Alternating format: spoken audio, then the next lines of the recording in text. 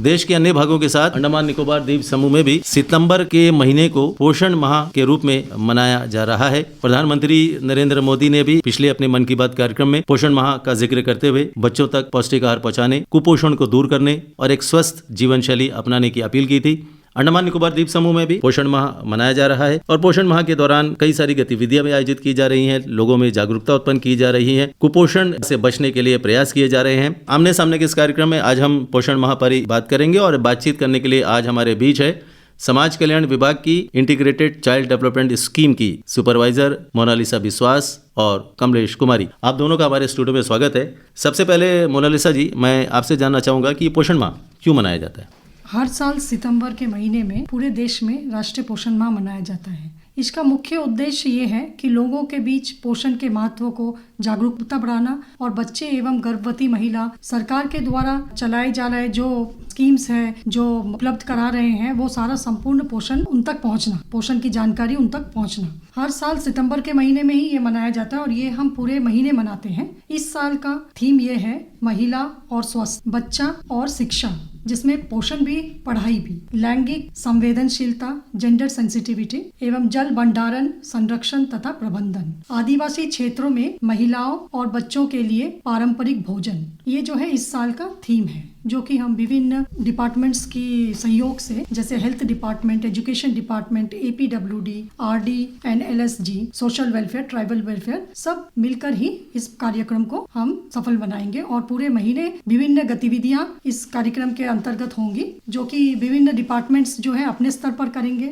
और उसका रिपोर्ट जो है सोशल वेलफेयर को दिया जाएगा। क्योंकि पोषण माह अब शुरू हो चुका है, तो किस तरह के आपने कहा कि गतिविधियां आयोजित कर रहे हैं, तो किस प्रकार की गतिविधियां? पूरे महीने में हम जैसे सैम बच्चे हो गए, सीवियरली अक्यूट मालनरिश्ड, एंड मैम बच्चे हो गए, मॉडरेटली अक्यूट मालनरिश्ड, इनका आइडेंटिफिकेशन करेंगे। स्क्रीनिंग कैंप लगाया जाएगा हेल्थ डिपार्टमेंट के कोऑपरेशन से। सभी आंगनवाड़ी केंद्रों में ये स्क्रीनिंग कैंप लगाया जाएगा। इसके बाद जो एनीमिया असेसमेंट कैंप लगाया जाएगा इस महीने के दौरान, जिसमें जो है एडोलेसेंस गर्ल एवं जो प्रेग्नेंट तथा नर्सिंग माताएं हैं, उनको आंगनवाड़ी केंद्र में ही उनका एनीमिया टेस्ट किया जाएगा, स्क्रीनिंग किया जाएगा। एवं मेंस्ट्रुअल हाइजीन के ऊपर अवेयरनेस कैंप किया जाएगा एडोलेसेंस गर्ल्स के लिए। सारे स्कूल्स में किया जाएगा ये कैंप, जो कि बच्चों को हाइजीन के बारे में बताया जाएगा। इसके बाद जुवेनाइल डायबिटीज की स्क्रीनिंग भी की जाएगी। ये एक नया टर्म है जो पहले नहीं होता था। बच्चों में जो है डायबिटीज पाया जाता है, जो ओवरवेट बच्चे हैं व्हाइट जोन के, तो उनके लिए इस बार ये नया जुवेनाइल डायबिटीज की स्क्रीनिंग भी की जाएगी आंगनवाड़ी केंद्रों में।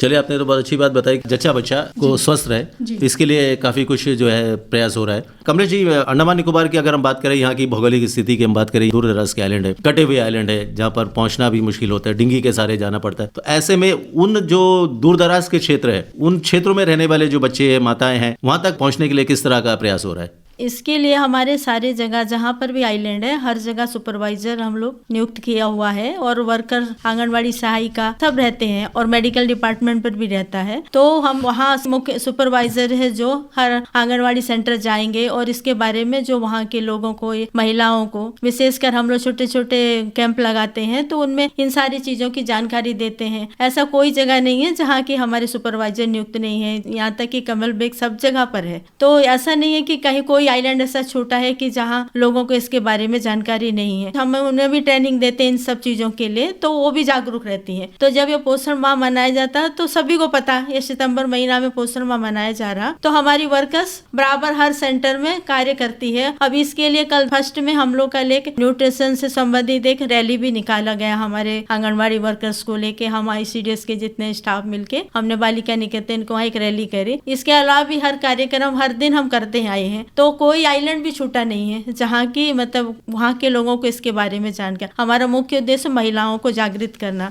तो उसमें हमारी दूध पिलाने वाली माताएं और जो प्रेग्नेंट माताएं रहती हैं वे रहते हैं, हमारे 6 ईयर के बच्चे आते हैं, तो हम सबके ही लिए संपूर्ण कार्य करते हैं कि सभी को पौष्टिक आहार के बारे में जानकारी हो और क्या न्यूट्रिशन है। खाना तो सब खाते हैं, पर संतुलित खाना क्या है उसके बारे में हम सबको जागृत करते हैं। कितने साल से आप इस फील्ड में काम कर रही हैं? मेरा भी 22 ईयर्स हो चुका है। 22 साल से आप इस फील्ड में काम कर रही हैं जी।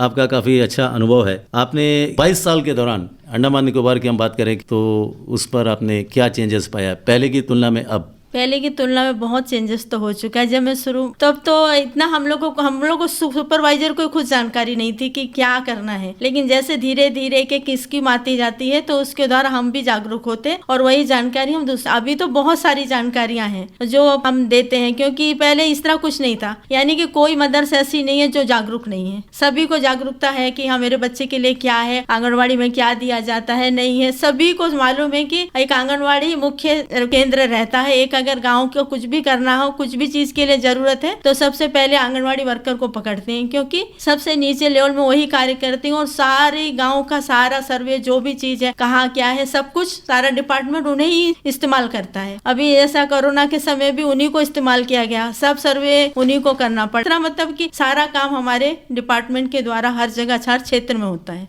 पहले लोगों में इतनी जागरूकता नहीं थी, इतनी जागरूकता तो सरकार जो प्रयास कर रहा है तो वो प्रयास सफल हो रहा है। जी अच्छा मोनालिसा जी, ये आदिवासी का भी इस बार विषय में आदिवासी जो है समुदाय है उन पर भी ध्यान, उनका खान पान पर ध्यान केंद्रित करने की बात की है। हमारे अंडमान निकोबार में भी आदिम जनजाति है और आदिवासी समुदाय के लोग रहते हैं, तो ये जो जागरूकता उत्पन्न करने की बात है, किस तरह के आप लोग प्रयास करते हैं? केवल निकोबारी ट्राइब्स ऐसा है जहाँ पे हमारा प्रोजेक्ट है ICDS ट्राइबल प्रोजेक्ट, तो वहाँ पे क्या होता है, वहाँ पे हम कार्यक्रम करते हैं, जैसे आपका रेसिपी कंपटीशन हो गया, हेल्दी फूड कंपटीशन हो गया विद लोकली अवेलेबल जो भी मटेरियल है, तो उनकी जो है एक पारंपरिक तरीके से उनको पकाने का तरीका उनका अलग है, लेकिन देखा गया है कि उनमें जो है कुपोषण बच्चे बहुत कम हैं। तो उसी को जानने के लिए इस बार का थीम में हमें रखा गया है कि ट्राइबल फूड एंड उसकी क्या तरीका है, किस तरीके से खिलाते हैं, उनके मदर्स मतलब कैसे उसको प्रिपेयर करते हैं, तो उसके ऊपर बहुत सारा रेसिपी कंपटीशन वगैरह रखा गया है इस बार ट्राइबल एरिया में। वहीं तक हम पहुंच पाते हैं, बाकी जैसे आपके अंडमानीज हो गए, जारवाज हो गए, ये तो ट्राइबल वेलफेयर डिपार्टमेंट के थ्रू से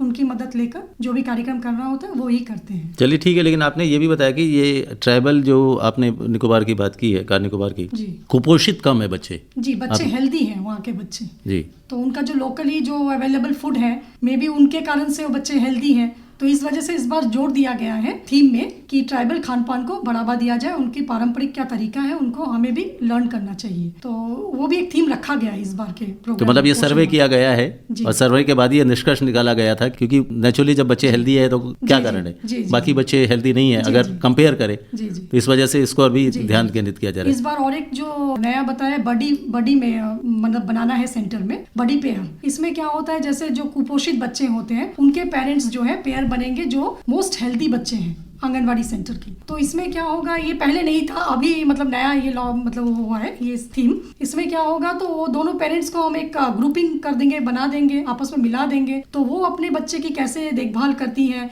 कैसे उनको खिलाती है, क्या क्या खिलाती है, दिन में कितने बार खिलाती है, तो दोनों मदर्स आपस में ये कन्वर्सेशन आपस में ट्रांसलेट करेंगे, तो उनको पता चलेगा कि उनका बच्चा क्यों हेल्दी है, किस वजह से मैं भी वही खिलाती हूँ, मैं भी वही रहती हूँ, वही आंगनवाड़ी का बच्चा है, बट उनका हेल्दी है और मेरा जो है कुपोषित है। दोनों माएँ अपना जब शेयर करेंगे तो उनको एक आइडिया मिल जाएगा। अंडमान निकोबार में कितने ऐसे बच्चे होंगे कुपोषित हैं अंडमान निकोबार में भी? जी, अंडमान निकोबार में आपकी टोटल जो नाटापन है, जो जिसको स्टंटेड बच्चे बोलते हैं हम, 841 है, 841 चिल्ड्रंस, और जो सैम बच्चे हैं, सीवियरली एक्यूट मालनरिश्ड बोलते हैं, वो 284 बच्चे हैं, और अंडरवेट बच्चे हैं 574। ये जो है हमारा पूरा अंडमान में जो एनरोल्ड बच्चे हैं, हमारे 719 आंगनवाड़ी केंद्र हैं हमारे, उसमें 13,070 बच्चे एनरोल्ड हैं, ये करंट फिगर है। उसमें जो है इतने प्रतिशत, जैसे आपका स्टंटिंग नाटापन हो गया 6.44%, और उसके बाद सैम मैम हो गया आपका 2.17%, और अंडरवेट हो गया 4.39%। ये सब कुपोषित बच्चों की श्रेणी में आते हैं? जी जी, तीनों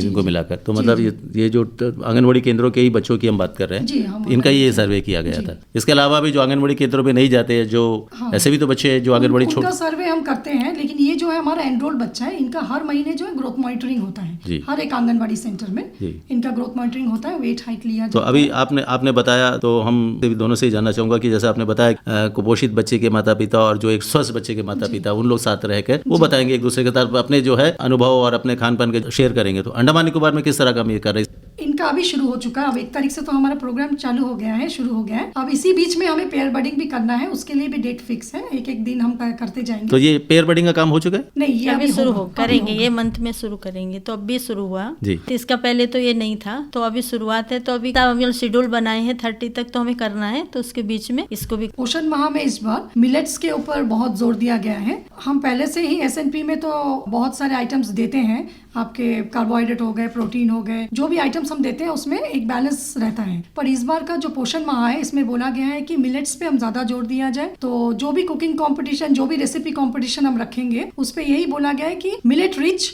आप फूड बनाइए, ताकि इसके जो फायदे हैं वो हम डिस्प्ले कर सकें, ताकि पेरेंट्स जो आएंगे वो देखने रेसिपी कंपटीशन वगैरह, उनको पता चले कि मिलेट से कितना फायदा है। बच्चे को हम किस तरह से किस रेसिपी के अंतर्गत हम मिलेट को इंट्रोड्यूस कर सकते हैं, ताकि बच्चे भी उसे शौक से खाएं और मिलेट भी हमारे मेन्यू में इंट्रोड्यूस हो जाए। आपका काफ़ी अनुभव है कमलेश जी।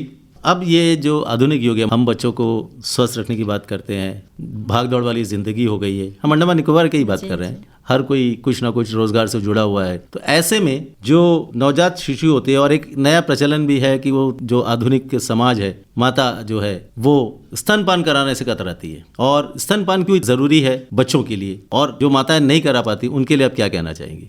सबसे पहले तो मैं यही कहना चाहूँगी कि हर माँ को दूध पिलाना चाहिए, क्योंकि माँ का दूध में संपूर्ण तत्व रहते हैं। और जब एक बच्चा, नवजात शिशु जब जन्म लेता है तो 1 घंटे के बाद उसे जो फर्स्ट रहता है, कोलेस्ट्रॉल बोलते हैं, वो जरूर पिलाना चाहिए। तो पहले के नानी दादी लोग उस तरह नहीं थे, पहले जैसे बच्चा होता था कुछ ये शहद वगैरह सब देते थे। लेकिन अभी आजकल को हम लोग इतना जागरूक कर चुके हैं, तो अभी जो भी है हम उसके ऊपर काफी, अभी पिछले महीने ही ब्रेस्ट फीडिंग के ऊपर में जो चला था वहाँ, तो उसमें हमें इंट्रोड्यूस किया है सभी मदर्स को कि माँ का दूध सबसे उत्तम, उसके लिए कोई खर्च नहीं होता और वो प्राकृतिक चीज परमेश्वर देता है, जो भी देता भगवान देता है। उसमें 6 मंथ तक माँ को केवल अपना ही दूध पिलाना है। ये अवेयरनेस हम हर आंगनवाड़ी में हर प्रेग्नेंट मदर्स को, जब वो जैसे ही कंसीव करके थोड़ा पता चलता है मेडिकल से कि ये कंसीव है, तब से हम उनको जागरूक करते हैं कि आप माँ का दूध उत्तम है सब पिलाने के लिए। 6 मंथ के लिए पहले 3 मंथ्स के लिए छुट्टी मिलती थी जब गवर्नमेंट सर्वेंट रहते थे, अभी सबको 6 मंथ की मैटरनिटी लीव मिलती है, ताकि बच्चा संपूर्ण 6 महीने तक माँ का दूध कंप्लीट पिए। उसके बाद ऊपरी आहार हम शुरू करते हैं। बोतल भी हम मना करते हैं कि बोतल का दूध सब नहीं पिलाना, और अगर पिलाना तो कटोरी चम्मच से पिलाना। ये सारी चीजें अवेयरनेस करते हैं। मतलब परिवर्तन है, माताओं में परिवर्तन है, चेंजेस आया है कि मतलब वो अब बच्चों को अपना ध्यान दे रही है। जी जी। अंडमान निकोबार में ठीक है स्थिति, अभी स्थिति ठीक है। अभी मदर्स को जागरूक है कि माँ का दूध बच्चों के लिए जरूरी है। अच्छा, ये आपने बताया था कि 719 के आसपास जो आंगनबाड़ी केंद्र है, तो ये बच्चे जो आंगनबाड़ी केंद्र में आते हैं तो इनको किस तरह के भोजन उपलब्ध कराया जाता है, और जो भोजन मिलता है तो इसकी क्या जांच होती है कि क्या भाई उनको जो पौष्टिक भोजन मिलता है, नहीं मिलता है, जो भी कुक्ड मील दिया जाता है?